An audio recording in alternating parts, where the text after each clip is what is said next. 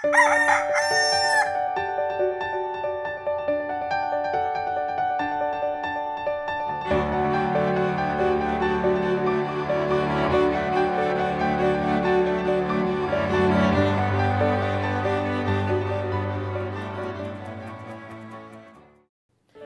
umaga po kapamilya ko po si Father J-Boy at tayo na po at magkape at pandasal.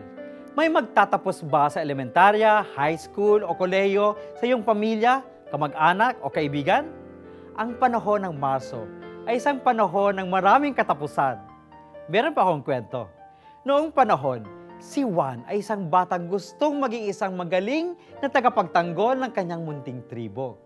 Kailangan niyang maging hasa sa pana at ang paggawa ng pana ay isa sa pinakahihintay na ritual sa kanilang buhay.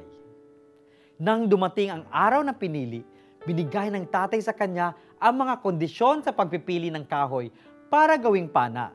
Unang-una, hindi na pwedeng balikan ang anumang kahoy na hindi na niya napili. Pangalawa, kung may napili na siya, hindi na niya ito dapat palitan o babawiin. Bumalik si Juan sa bahay, dala-dala ang isang murang kahoy. Sabi ng tatay, hindi daw ito ang pinakamagandang kahoy para sa isang pana. Ngunit wala na siyang magawa. Sabi ni Juan, may mga bagay, pagkatapos na piliin, mahirap nang balikan. Mga magsisipagtapos.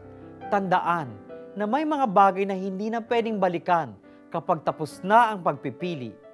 Gagawin mo na lamang ang abot sa iyong makakaya gamit ang anumang meron ka. Kaya pagdasal po natin ang pagtanggap at patuloy na paggaling sa anumang galing at talentong ibinigay ng Diyos sa atin. Magandang umaga po.